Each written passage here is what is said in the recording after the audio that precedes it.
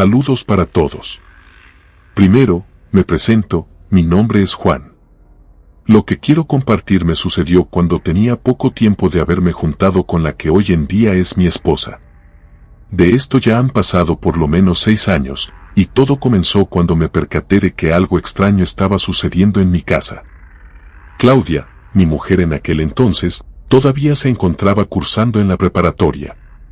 Era un bachillerato tecnológico industrial, le faltaban pocas semanas para concluir, lo cual era excelente porque ya tenía 3 meses de embarazo. Ese fue el motivo por el cual nos habíamos juntados. Lo primero fue que empecé a escuchar varios ruidos extraños por las noches. Primero fueron pasos, luego a una persona toser.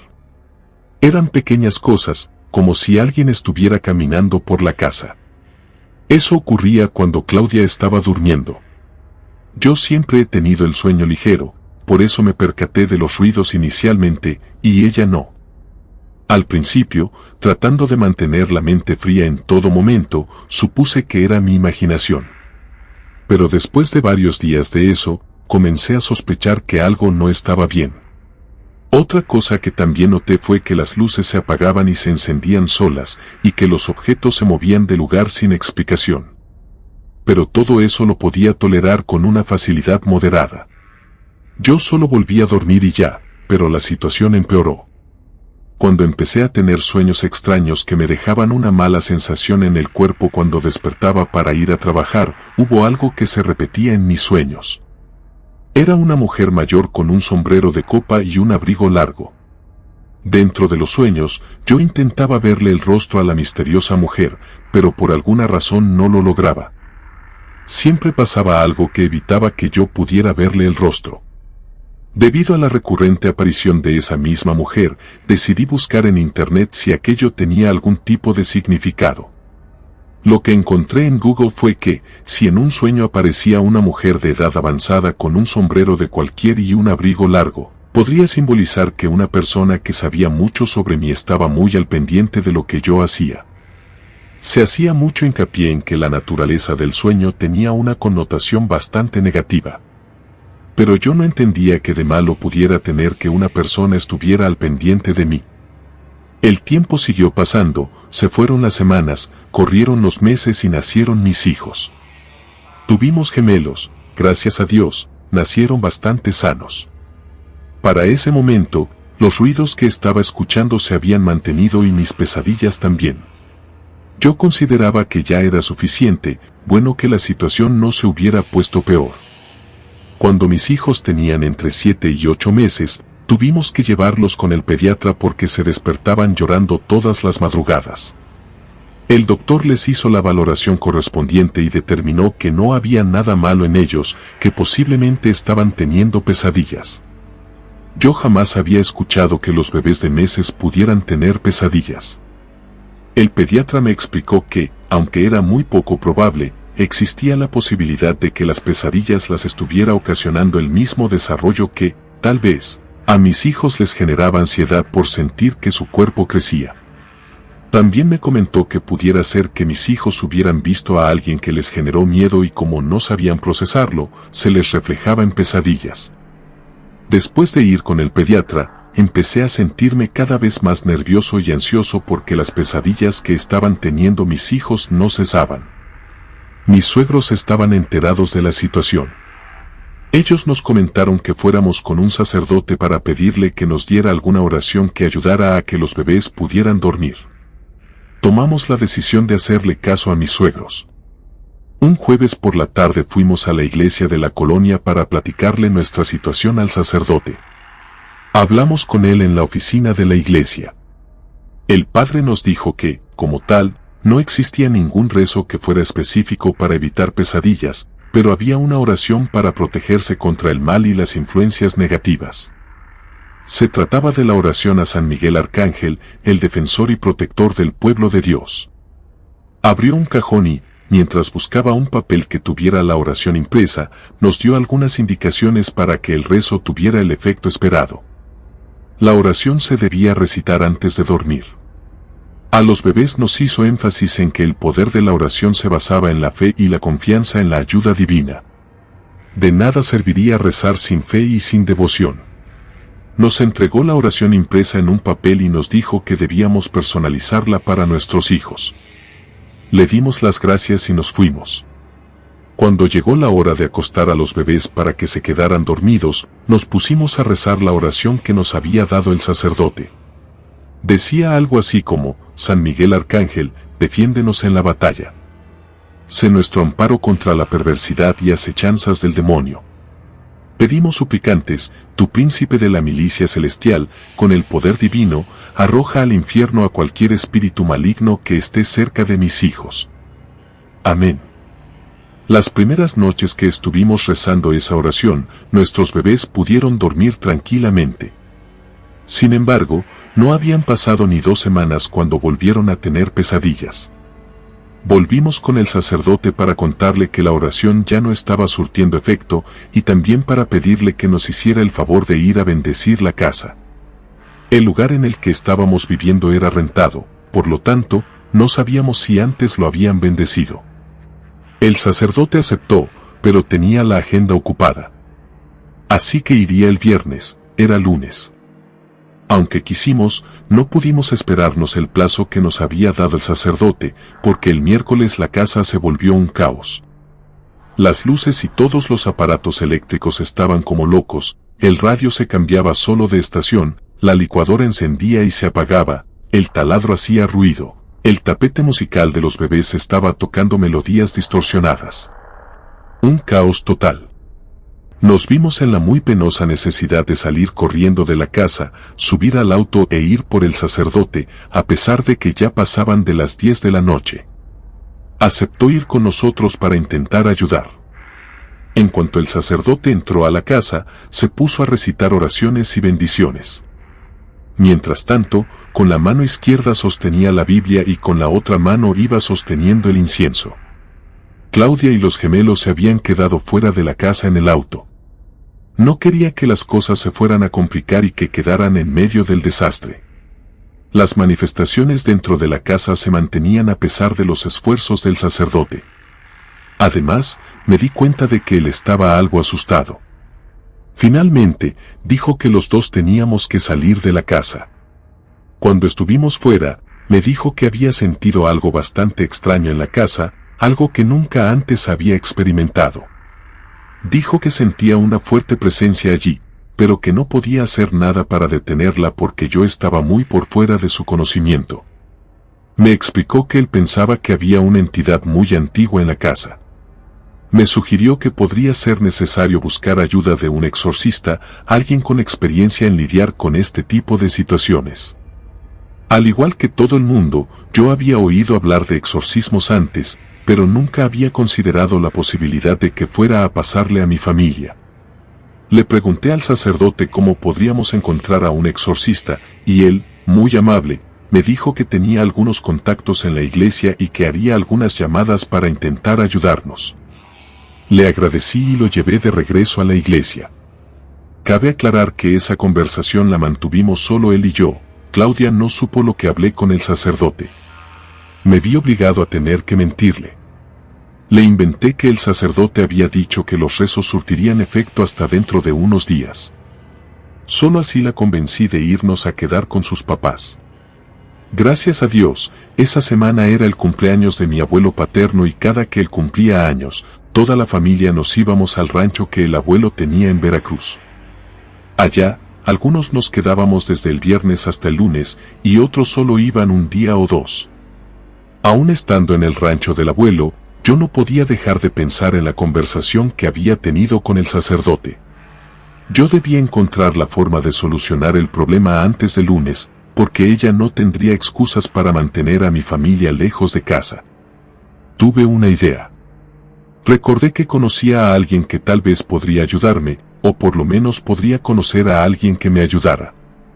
Fingí que se había presentado una emergencia en el trabajo y el sábado a mediodía regresé a la ciudad. Claudia y los niños se quedaron allá en el rancho, no tuvo ningún problema porque afortunadamente siempre se llevó bien con mi familia, además todos adoraban a mis hijos porque eran los primeros nietos. Cuando estuve de vuelta en la ciudad, fui a visitar a un viejo compañero que tenía cuando estaba en la secundaria. A él le habíamos puesto el apodo de él porque siempre llevaba collares y anillos raros. Además, durante los recesos, en vez de salir al patio, se quedaba en el salón a leer libros cuyas portadas siempre tenían símbolos extraños, y por eso todos los compañeros pensábamos que era satánico. Ese fue el motivo por el cual acudí a buscarlo, porque sinceramente tenía la esperanza de que él supiera qué hacer. Afortunadamente, así fue. Me dio el contacto de un brujo. Aunque me advirtió que todos los métodos del brujo podían ser poco ortodoxos, era la mejor opción que teníamos en ese momento. Me puse en contacto con el brujo y acordamos una cita para la noche siguiente. Tuve que llamar a Claudia para decirle que me sería imposible regresarme, que ella se iba a tener que quedar allá hasta que todos volvieran a la ciudad. También hablé con una de mis hermanas para que me hiciera el favor de estar al pendiente de ella y de los bebés esa noche. Dormía en el auto. La noche siguiente me vi con el brujo ahí en la casa. Cuando llegó, llevaba consigo una bolsa transparente llena de hierbas y objetos extraños. Me explicó que necesitaba realizar un ritual para expulsar a la entidad de mi casa y me pidió que lo ayudara en el proceso. Yo ni siquiera le había contado nada. Le pregunté cómo sabía que había una entidad en la casa. El brujo me contó que él se dedicaba única y exclusivamente a enfrentar entidades demoníacas y de naturalezas bastante oscuras. Por lo tanto, si alguien me había pasado su contacto era porque yo tenía un problema con algún demonio. Durante el ritual, el brujo encendió velas y quemó algunas hierbas mientras recitaba palabras en un idioma o dialecto que para mí era desconocido. De repente, sentí una energía extraña. Creo que la mejor manera de describirlo era como si algo estuviera moviéndose a mi alrededor. De repente, escuché un fuerte ruido, como cuando un cajón se cierra con mucha fuerza. En ese momento, la habitación se llenó de humo. Yo no podía ver nada, ni siquiera podía ver al brujo. Cuando el humo se disipó, vi que el brujo había caído al suelo y estaba inconsciente. Me quise acercar a él, pero en eso, de la esquina que estaba detrás del brujo, emergió un hombre alto con sombrero de copa y un abrigo verde largo. Me miró con una sonrisa diabólica. Ahí me di cuenta de que estaba cara a cara con la entidad que estaba aterrorizando mi casa. Por alguna razón, reventó el foco que estaba justo arriba de nosotros. Un pedazo de vidrio caliente cayó y me quemó la muñeca. Cuando sentí el pedazo de vidrio, volteé rápido y con la otra mano me lo sacudí. Cuando regresé la mirada al frente, el hombre ya no estaba y el brujo se estaba poniendo de pie. Cuando se pudo recomponer, me pidió que le mostrara la muñeca.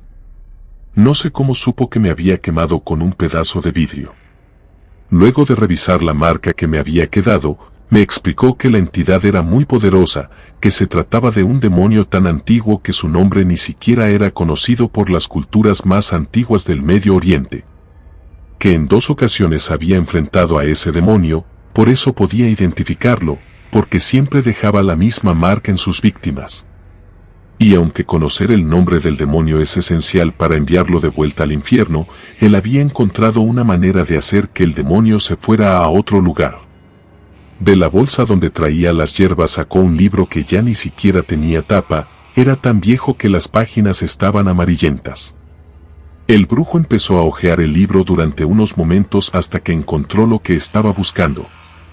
Me explicó que la entidad en mi casa era un demonio que había sido invocado por una bruja y que las intenciones del trabajo iban más allá de hacernos pasar malos ratos.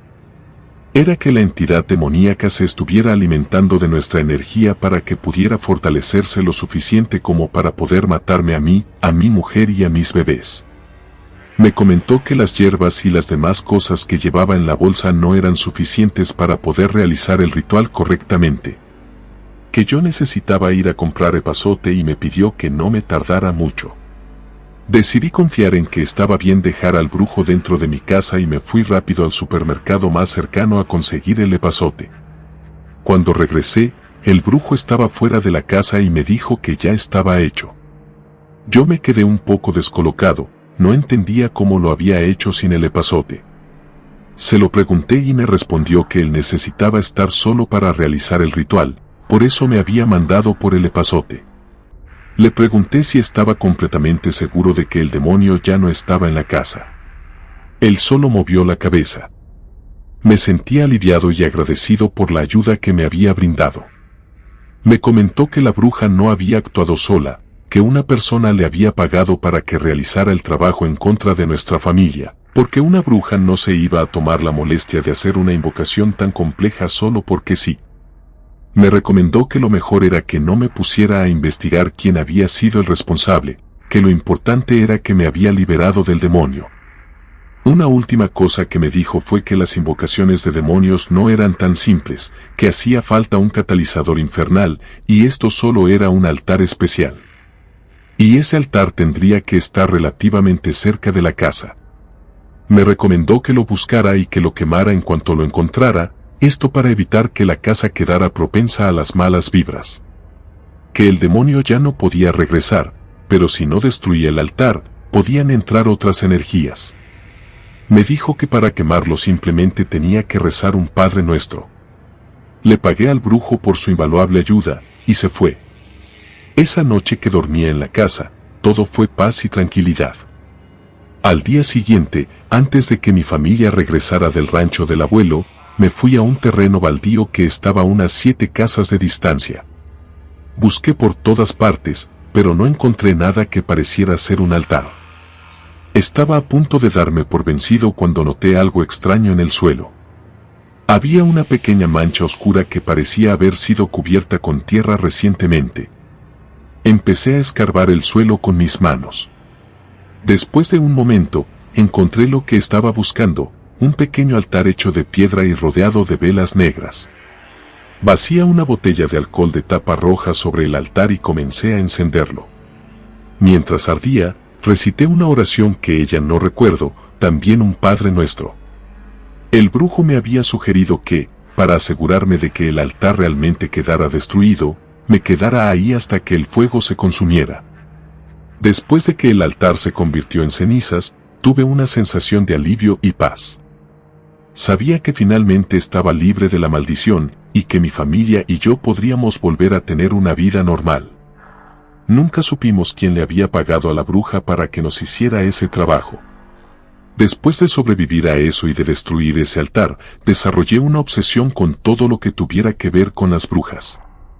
Quería estar preparado por si en alguna ocasión alguien volvía a pagarle a una bruja para querer destruir mi vida. Así que empecé a comprar libros para investigar. Literalmente debajo de mi cama tengo cajas llenas de libros relacionados con brujas.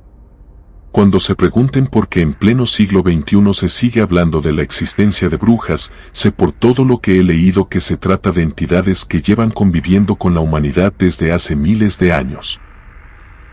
Escucha nuestro contenido y, si te gusta, por favor, apóyanos suscribiéndote y activando la campanita de notificaciones. Además, puedes encontrar y escuchar más de nuestro contenido en el canal secundario Voces Siniestras. Te dejaré el enlace en la descripción y comentarios de este video. Si te gustó este relato, suscríbete activando la campanita de notificaciones, de esta manera estarías apoyando nuestro proyecto. Gracias por escucharnos. Relato escrito y adaptado por Ramiro Contreras para Rede.